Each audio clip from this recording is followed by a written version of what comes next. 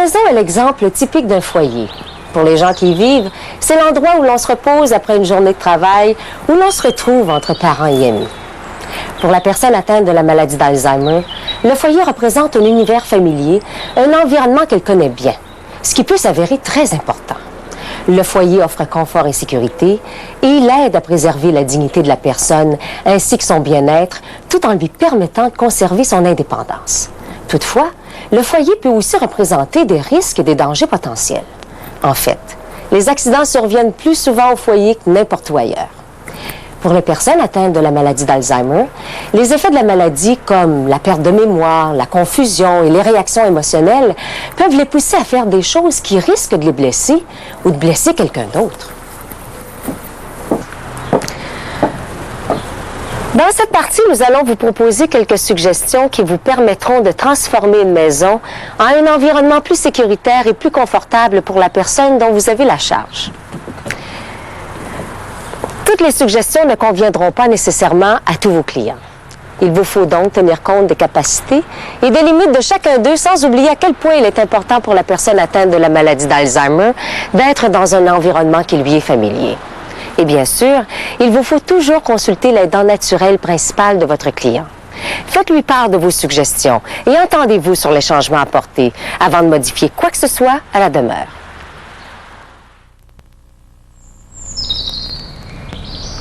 Voici une maison unifamiliale typique. Elle renferme bien des choses auxquelles nous ne faisons pas vraiment attention parce que nous les voyons tous les jours. Mais pour la personne atteinte de la maladie d'Alzheimer, cette maison comporte une série de dangers insoupçonnés qui n'attendent qu'une occasion de se transformer en accident. Ah, voici notre guide. Grâce à lui, nous pourrons examiner cette demeure du point de vue d'un client atteint de la maladie d'Alzheimer. Tout le monde est prêt? Entrons. Commençons par le salon. Quelles sont vos premières impressions lorsque vous entrez dans cette pièce? Chaleureuse, confortable, accueillante. Mais est-ce une pièce fonctionnelle? Votre client sera-t-il en sécurité ici? Examinons cette pièce du point de vue d'un client qui ne voit pas très bien, qui marche en se traînant les pieds et qui n'a pas un très bon équilibre. Cette rallonge relie la lampe au mur, mais elle risque fort de faire trébucher votre client. Vous pourriez déplacer la lampe et l'installer dans un endroit où il ne sera pas nécessaire d'utiliser une rallonge. Rappelez-vous toutefois que votre client a la vue faible, donc vous voulez tout de même que la pièce soit aussi bien éclairée que possible. En parlant d'éclairage, il se peut qu'une trop grande clarté dérange certaines personnes atteintes de la maladie d'Alzheimer. Donc, vous voudrez peut-être régler la lumière qui pénètre dans la pièce de façon à en diminuer les reflets. Si la personne dont vous prenez soin a tendance à marcher de long en large, ou si elle est agitée, examinez la disposition des meubles dans la pièce. Est-ce que la personne peut circuler facilement? Risque-t-elle de se heurter aux tables, aux chaises, aux lampes ou au divan? En reculant les meubles légèrement, vous lui donnerez plus de place pour circuler. Voilà qui est mieux. Non seulement vous avez fait en sorte qu'il sera plus facile de se déplacer dans la pièce, mais vous avez aussi réduit le risque de chute contre un meuble comme cette table au coin pointu. Les miroirs peuvent effrayer certaines personnes atteintes de la maladie d'Alzheimer. Si vous remarquez que votre client réagit vivement lorsqu'il se voit dans le miroir, parlez-en à ses répondants et suggérez-leur de recouvrir le miroir ou de le remplacer par autre chose. S'il lui est difficile de s'asseoir et de se lever, une chaise ou fauteuil muni de bras pour s'appuyer l'aidera à garder son équilibre.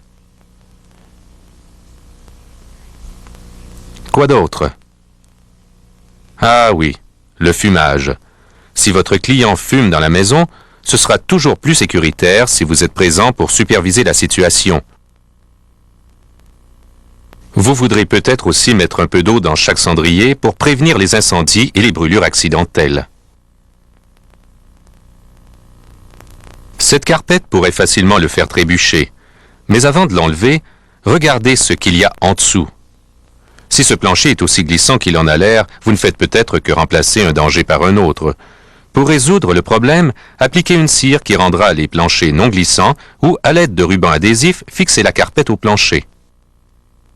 Voici la cuisine, un endroit où vous pouvez encourager votre client à participer à plusieurs de vos tâches quotidiennes et aussi un endroit où vous devez être tout particulièrement conscient des dangers possibles. Pour un client qui souffre de confusion, ce comptoir peut comporter quelques difficultés. Si votre client risque d'utiliser incorrectement les appareils électroménagers ou de les prendre pour autre chose, vous devriez les ranger hors de sa vue. Ces couteaux tranchants sont un vrai danger pour quelqu'un qui en a oublié l'usage et le risque qu'ils représentent. Cachez-les. Si votre client ne sait plus à quoi sert un bouchon d'évier,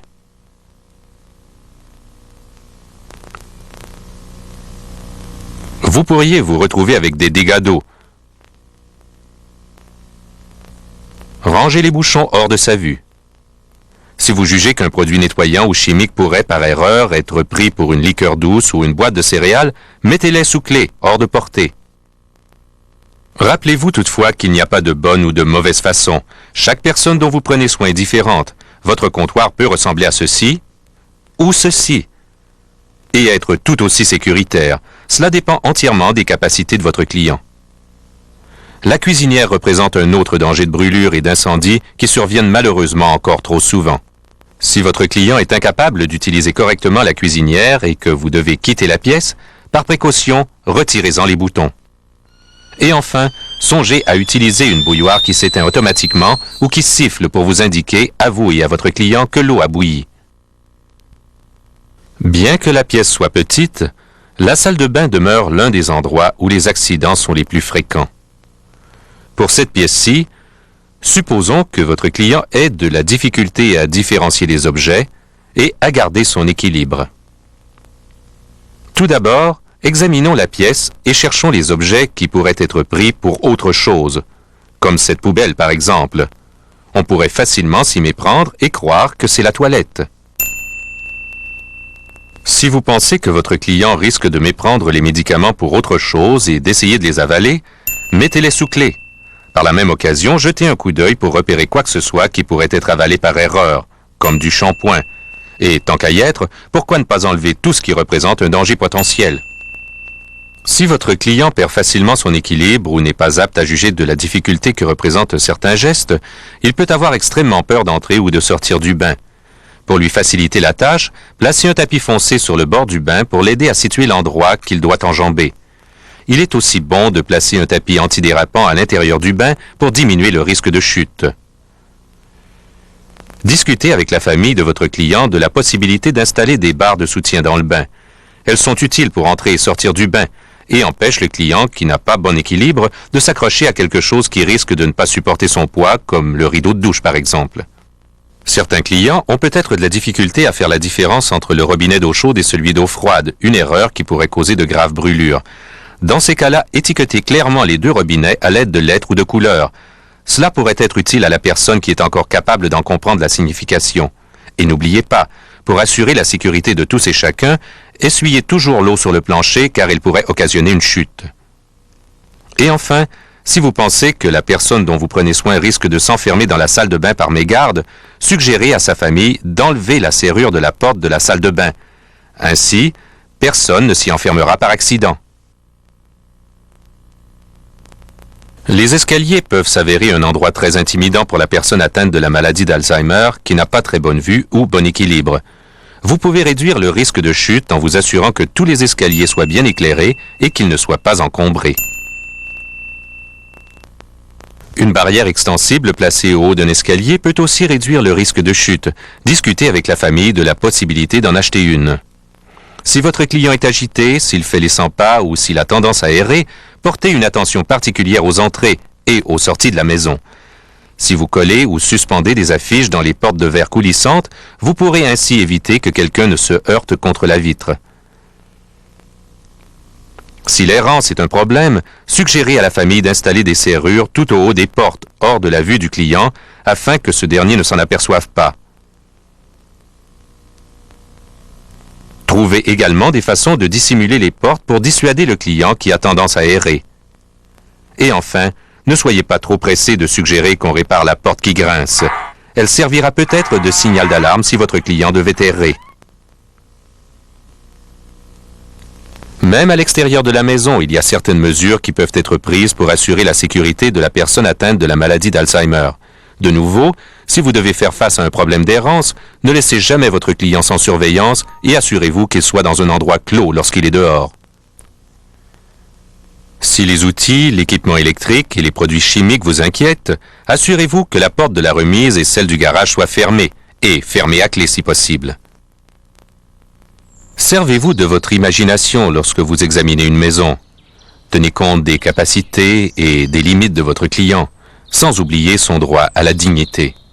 Faites tout ce qui est en votre pouvoir pour vous assurer que la maison soit sécuritaire et confortable, à la fois pour la personne à votre charge et pour vous.